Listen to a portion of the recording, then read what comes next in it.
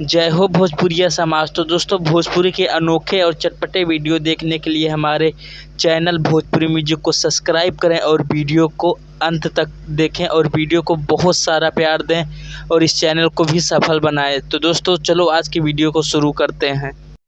तो दोस्तों, ये खबर है पावर स्टार पवन सिंह को लेकर। दोस्तों, पावर स्टार पवन सिंह बॉलीवुड में एक से बढ़ के एक नए गाने दे रहे हैं। तो दोस्तों, इसी को देखते हुए पवन सिंह पावर स्टार जो हैं दोस्तों, गुरु रांधवा के साथ उनका नया गाना बहुत जल्द ही आने वाला है। तो दोस्तों, अभी पावर स्टार पवन सिंह जो है पायल देव के साथ अपने नए गाना बॉलीवुड के उसमें व्यस्त है। तो दोस्तों, जैसे ही वो गाना शूट करके ख़त्म होता है तो दोस्तों पावर स्टार पवन सिंह जो है कांवर का गाना शूट करेंगे। उसके बाद बॉलीवुड का एक से बढ़ के एक नए गाने वाले हैं। तो दोस्तों, इस वीडियो में आप देख सकते हैं कि पावर स्टार पवन सिंह पुदीना ही हसीना गाने को देख रहे हैं एक साथ मिलकर। तो दोस्तों, आपको ऐसी जानकारी कैसी लगी देखकर वीडियो को बता।